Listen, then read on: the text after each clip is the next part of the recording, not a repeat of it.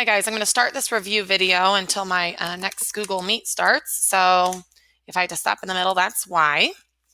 I'm going to look at some selected questions from the Chapter 3 review homework. Remember, you got to get a 90% on this review in order to take a retake. So let's make sure we're all working very hard on that. Okay, we'll just kind of go through some of these. Remember, if there's an I underneath the square root, you just pull it out. Or if there's a negative under the square root, you would just pull it out with an I, and then you'll have the square root of 14 in front, and that is just the square root of 14i. I'm not going to enter all those in.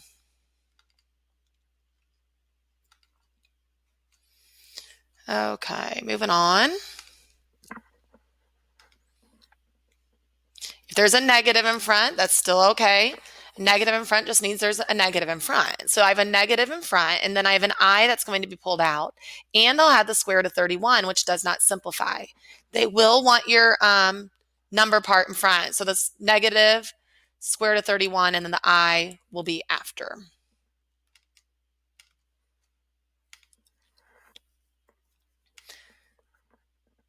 Okay, do not mess this up. This is not a hard problem. Adding is easy. Don't forget that. Adding is easy. So what you're going to do, you will combine like terms. Put the real parts together, -3 and 8. That gives you 5. And then put the imaginary parts together, 8i and 8i is 16i. And that's it.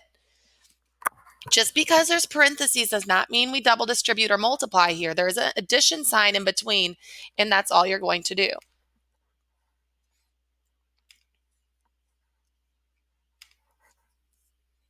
Quite a few of those, so that's pretty easy. Okay, what about subtraction? Subtraction is one part harder because you will have to subtract the real part and the imaginary part. So really, it's kind of like distributing. So you have 13 plus 6i. It'll be a -9 and a -2i.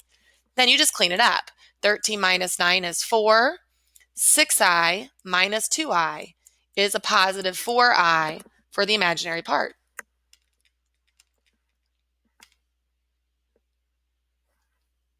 What do you do when you're multiplying roots with negatives underneath? You simplify first. There's a negative underneath, so it's going to be an I. The square root of 36 is 6i times square root of 4 is 2, but it's an I, so that's 2i. Multiply and you get 12i squared, but you guys know that I squared is -1, so that's the same thing as -12.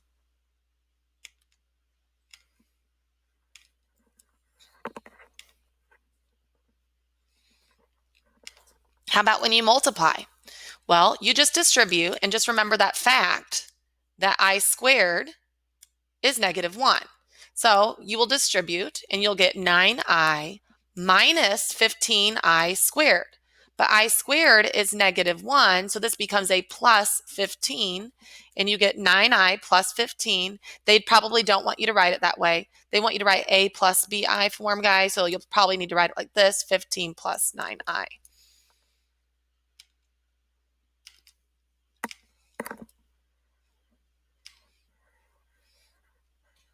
We can double distribute as well. If you have 9 plus 4i times 5 minus 6i, this is where some of you would have tried to do on those addition ones. This time they're being multiplied. There's no addition sign there. So we distribute. 9 times 5 is 45. 9 times -6i. We're going to be careful with our signs here, and we get a -54i. When you take the 4i times 5, that's a positive 20i. And then 4i minus 6i is -24i squared. But you guys know that's the same thing as plus 24. So now you just combine like terms. 45 and 24 is 69 minus, you take the -54 plus the 20, 34i.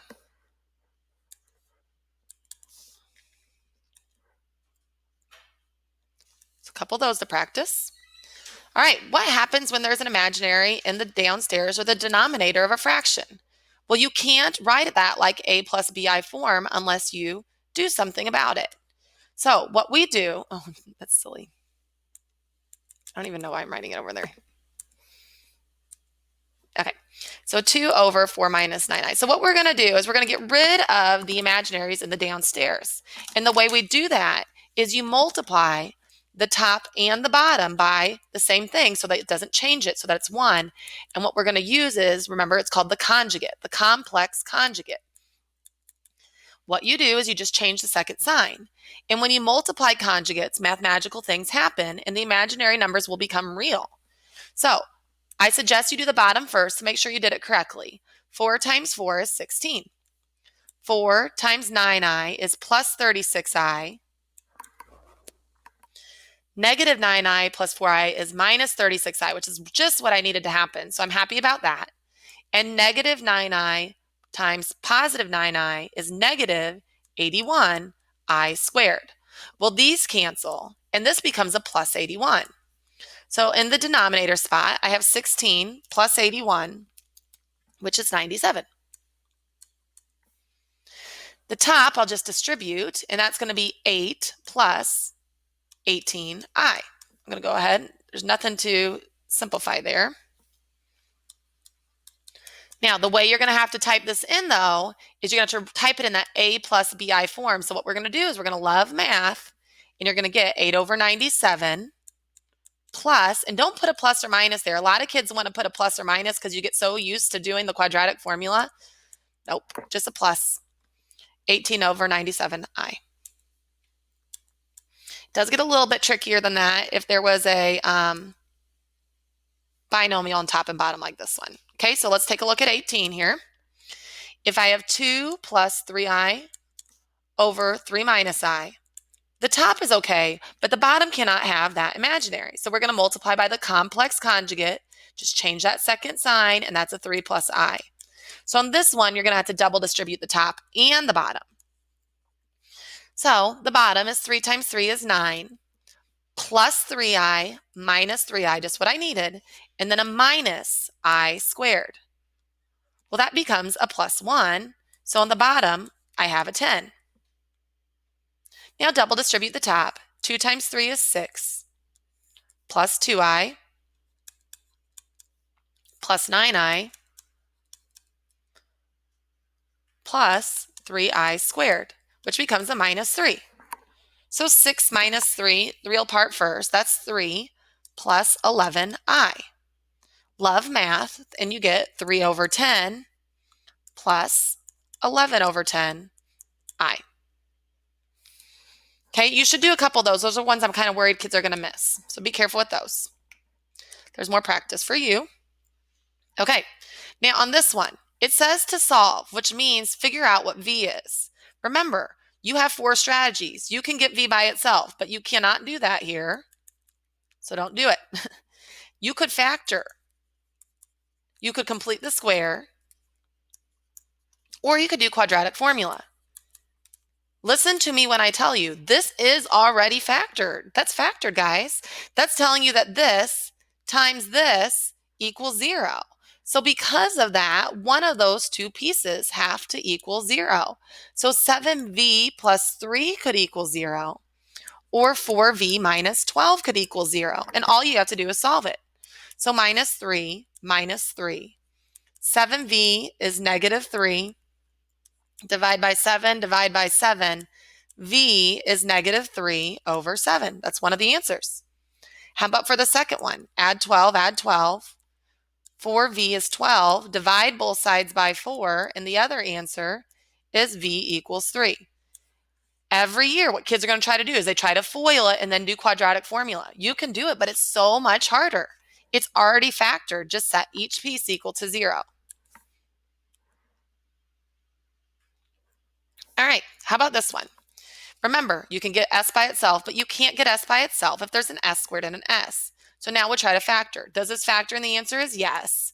If you make a list for negative 18, you get 1 and negative 18, 2 and negative 9, and that gives me the negative 7 I need. So it's s plus 2 and s minus 9 equals 0. Well, if that equals 0, then one of those two factors have to equal 0. So s equals either negative 2 or 9. You could use quadratic formula there if you needed to, but hopefully you could see that it factored. On this one, you can get x by itself. There's only one x there, so go ahead and get x by itself. Just add 52 to both sides. you get 4x squared equals 52. Divide both sides by 4. 52 divided by 4 is 13. X squared is 13. Now here's where I think you might make a mistake.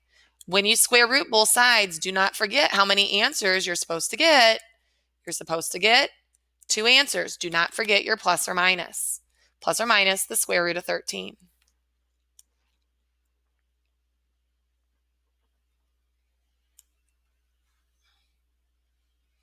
Okay, determine the nature of the solutions. You have 2 choices here. You will have to show work on your test. You can type it into your graphing calculator and just give me a sketch of the graph, because if it looks like this, where it touches it once, that's what 1 reel looks like. If it touches it twice, that's 2 reels. And if it's up in the air somewhere and doesn't touch at all, that's 2 non-reels. So you can type into calculator and give me a sketch, or you could do the discriminant, which is b squared minus 4ac. If it's positive, there's 2 real. If there's negative, that's when it's non-real. And if it's 0, then there's just 1. So because I don't want to get my calculator out, I am going to go ahead and do b squared minus 4ac, but most of you probably would type it in your calculator. So b squared is going to be 40 squared. I'm going to do that. My calculator, that's 1600 minus 4. A times c would be 16 times 25. That's 400. 1600 minus 1600 is 0. So there's just going to be 1 real solution.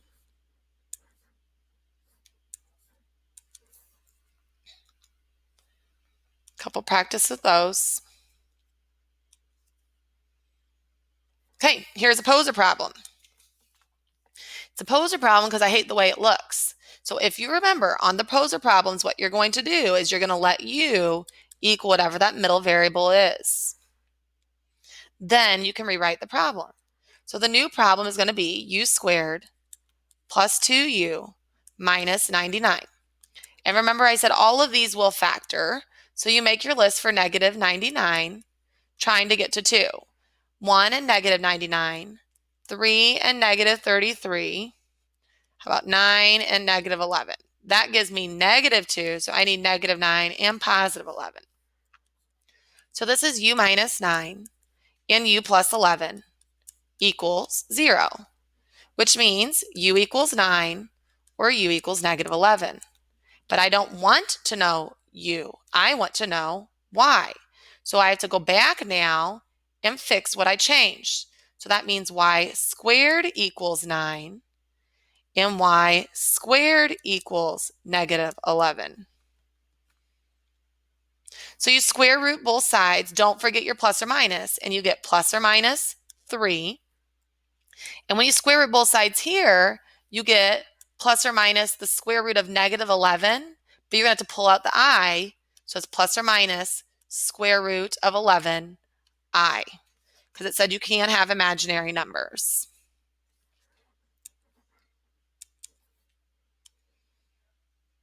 How about this one? It's another poser. We're going to let u equal the square root of x. So rewrite the problem. U squared minus 7u minus 8 equals 0. This will factor, make your list for negative 8, and 1 and negative 8 is what I need. So that will be a u plus 1 and a u minus 8 equals 0, which means u equals negative 1 or u equals 8. But I'm not looking for u, I'm looking for x. So you get the square root of x equals negative 1, and the square root of x equals 8. And this is where we have to be careful. Don't forget, can a square root equal a negative? No, that's the garbage answer. This is the one that will give me what I need. You square both sides to get x by itself, and x equals 64. Remember, on square root problems, you have to check.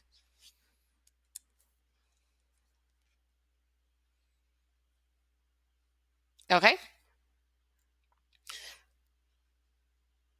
I'm actually going to stop here. I'm going to stop at 29 and make another video later because there's some word problems and I don't think I have the stamina right now to go through that. A lot of calculator problems.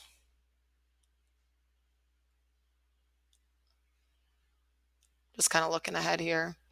It looks like you need to be pretty good at your calculator, guys. Okay, I'm going to stop right there and I'll make a new video later.